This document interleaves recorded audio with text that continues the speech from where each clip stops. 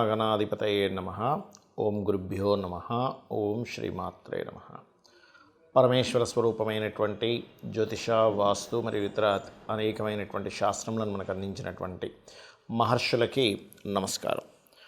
హయగ్రీవ హయగ్రీవ హయగ్రీవేతియోపదేత్ తస్య నిస్సరతే వాణి జహ్నుకన్యా ప్రవాహవత్. అరుణాం కరుణాతరంగితాక్షీం ధృతపాశాంకుశపుష్పబాణచాపాం అనిమాదిభిరావృతాం మయూకైః అహమిత్యేవ విభావయే భవానీం. శ్రీమాత్రే నమః. ప్రేక్షకులకి ఆ లలితాంబిక అమ్మవారి యొక్క అనుగ్రహం పరిపూర్ణంగా కలగాలని మనస్ఫూర్తిగా కోరుకుంటూ, మనం ఈరోజు చాలామంది అడుగుతున్న ప్రశ్న ఏంటంటే, శని మారుతున్నాడు కదా మార్చి 29వ తేదీ నుంచి, దాని మూలంగా ఎలాంటి ఫలితాలు ఉంటాయి? అందులో ముఖ్యంగా శని భగవానుడు మారినప్పుడు ఒక 2 నెలలు రాహు కూడా ఇక్కడే ఉంటాడు. రాహు శనులు కలిసి ఉంటారు ఒక 2 నెలలు. ఆ 2 నెలల పరిస్థితి ఏంటి, మారకముందు ఇక్కడ శని ఉన్నప్పుడు ఎటువంటి ఫలితాలు ఇస్తాడు ద్వాదశ లగ్నాల వారికి. అదేవిధంగా అసలు జాతకమే తెలియదు అనుకునేటువంటి వారు, నక్షత్రము లగ్నము ఏమీ తెలియదు కొంతమందికి, అటువంటి వారు ఎటువంటి జాగ్రత్తలు తీసుకోవాలి, ఎటువంటి శుభ ఫలితాలు ఉంటాయి అనేటువంటి విషయాల్ని ఒక్కొక్క లగ్నరీత్యా తెలుసుకుందాం. అయితే ఈ విషయాలు చెప్తుంది నేనైనప్పటికీ కూడా చెప్పిస్తుంది సాక్షాత్ లలిత అమ్మవారిగా భావిస్తూ ఒక్కొక్క లగ్నం గురించి మనం తెలుసుకుందాం. కుంభలగ్నము, కుంభరాశి. కుంభం వారికి కనుక చూసుకున్నట్లయితే ప్రస్తుతం మీకు రాశిలో ఉన్నాడు శని. దీనివల్ల ఏమవుతుంటుందంటే వేడి చేయడం, కొంతమందికి చూడండి పింపుల్స్ రావడము, హీట్ పెరగడము, అండ్ అలాగే కొంతమందికి వర్క్ స్ట్రెస్ పెరగడము, ఇట్లాంటివి కాస్త ఎక్కువగా ఉంటూ ఉంటాయి. ఎవరికి? కుంభం వారికి. మరి 29వ తేదీ 3 నెలలు 2025 నుంచి ఇది కొంత మూమెంట్ ముందుకు కదులుతుంది.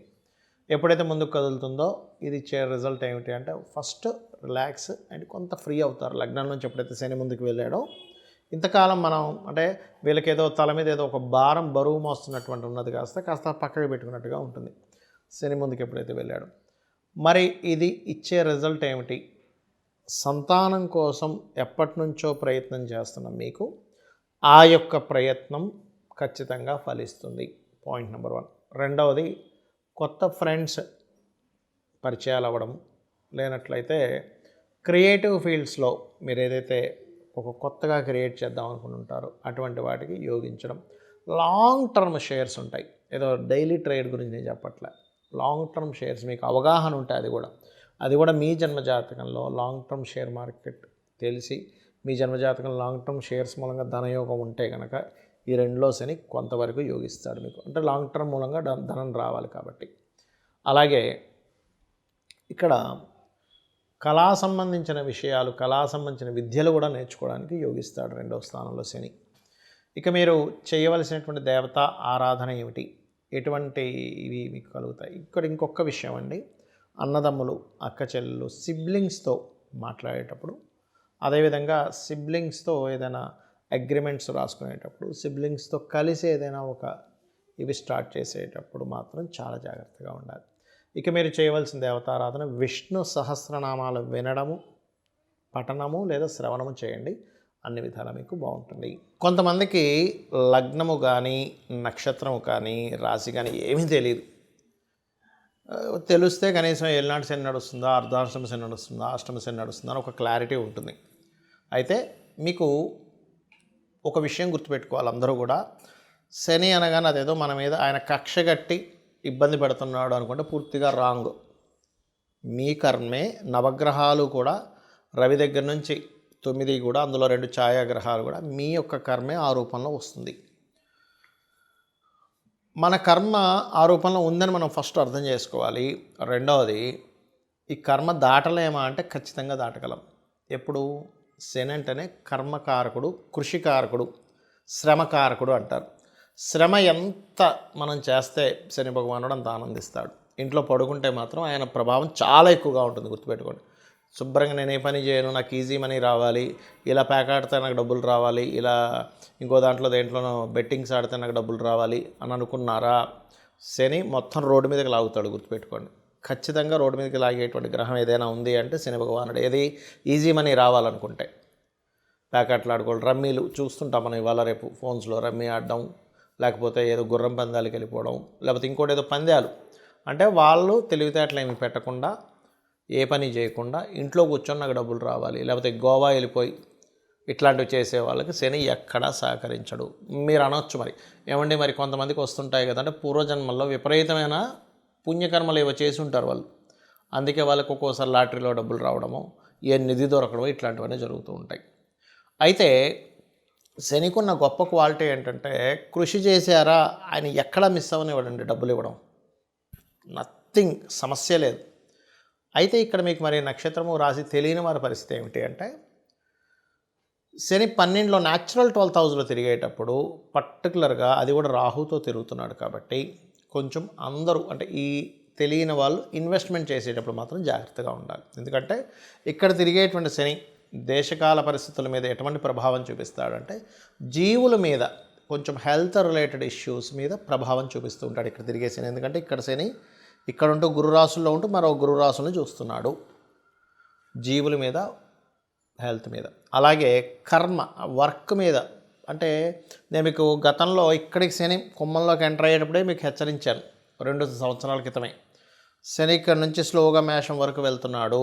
అందరూ కూడా వాళ్ళ ఉద్యోగాలతో పాటు వాళ్ళు సొంతంగా ఏం చేయగలరు, వాళ్ళకి ఏం టాలెంట్ ఉంది, ప్రతి ఒక్కరిలో ఒక గొప్ప టాలెంట్ దాగి ఉంటుంది. వాళ్ళ టాలెంట్ ఏంటో గుర్తించి దాన్ని సైడ్గా పెట్టుకొని దాని ద్వారా కూడా సైడ్ ఎంతో కొంత మనీ ఎర్న్ చేసుకునేటువంటి దీంట్లోకి జనాలందరూ వెళ్ళవలసినటువంటి పరిస్థితి రాబోతుంది. అలా వెళ్ళాలి, ఇప్పటి నుంచే మీరు సెట్ చేసుకోవాలని. అందుకని ఏంటి, శనిలోకి ఎప్పుడైతే ఎంటర్ అయ్యాడో మళ్ళీ ఇంకొంచెం దాని యొక్క ప్రభావం పెంచుతూ ఉంటుంది. పెద్ద పెద్ద దేశాల్లో కొంత ఆర్థిక మాన్యాలు రావడం, కొన్ని వర్క్ చేసేటువంటి విధానాల్లో చాలా మార్పులు రావడం, కొన్ని ధర్మ విరుద్ధమైనటువంటి కొన్ని పరిస్థితులు రావడం, రాజ్య సంబంధించినటువంటి విషయాల్లో, రాజకీయ నాయకు సంబంధించినటువంటి విషయాలు అనేకమైనటువంటి మార్పులు జరగడం, ఇవన్నీ కూడా జరుగుతూ ఉంటాయి స్లోగా శని యొక్క సంచారం ఎప్పుడైతే మారుతూ వస్తూ ఉందో. కాబట్టి మీకు డేట్ ఆఫ్ బర్త్ తెలిసినా తెలియకపోయినా ఏమైనా సరే ఒకటే గుర్తుపెట్టుకోండి, మీకు పనులన్నీ ఆలస్యం అవుతున్నాయి అంటే పూర్వజన్మల్లో ఎక్కడో శనికి సంబంధించిన దోషం మీరు చేశారు, అది ఈ కర్మలో ఈ రూపంలో వచ్చింది. అందుకని మీరు చేయవలసింది ఏమిటంటే శనివారాలు ప్రత్యేకంగా తైలము ఒంటికి రాసుకొని చక్కగా స్నానం చేయండి, దానివల్ల కొంత దోషం పోతుంది. రెండవది, మధ్యాహ్నం పూట నిద్రపోకండి పొరపాటును కూడా. చిన్నపిల్లలు, స్త్రీలు, బాగా ఏజ్డ్ పర్సన్స్కి సంబంధం లేదు, వాళ్ళు నిద్రపోవాలి. ఎందుకంటే వాళ్ళకి ఎనర్జీ సరిపోదు, మాటిమాటికి మేలుకు వస్తూ ఉంటుంది. మధ్యాహ్నం పూట కాసేపు నిద్రపోవాలి. ఇంట్లో స్త్రీలు ఇంట్లో పనులు ఉంటాయి, పాపం వాళ్ళు పొద్దున్నే లేచి చేస్తారు, వాళ్ళకి శనికి సంబంధం ఇబ్బంది ఏమి ఉండదు. కానీ మంచి యువకులు ఒక 15 ఏళ్ళ నుంచి 15 ఏళ్ళ వయసు నుంచి ఒక 55 ఏళ్ళ వయసు వరకు ఉండే వాళ్ళందరూ కూడా యువకుల కిందకే వస్తారు. వీళ్ళు మధ్యాహ్నం పూట కాసేపు నిద్రపోవడం ఇట్లాంటివి చేయకండి, శని ప్రభావం ఖచ్చితంగా పడుతుంది. మళ్ళీ కొంతమంది సాధకులు ఉంటారు, రాత్రి సమయంలో జపం చేసుకుంటారు, రాత్రంతా అమ్మవారి జపాలు చేసేవాళ్ళు ఉంటారు, వాళ్ళు మధ్యాహ్నం పూట కాసేపు పడుకోవచ్చు, దానికేం కాదు. నైట్ డ్యూటీ చేస్తూ ఉంటారు కొంతమంది, వాళ్ళకి ఇబ్బంది ఏం లేదు. కానీ మీకు ప్రభావం పడకుండా ఉండాలంటే మాత్రం ఇవి ఖచ్చితంగా పాటించాలి.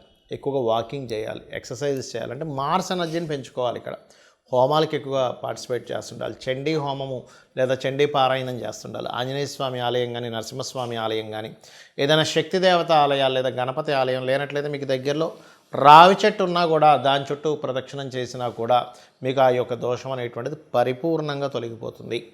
సో ఈ రకంగా చేసి మీ యొక్క అభివృద్ధి ఆ యొక్క స్వామివారి అనుగ్రహం లేదా అమ్మవారి అనుగ్రహం ద్వారా మీరు పొందాలని కోరుకుంటూ శ్రీమాత్రే నమః.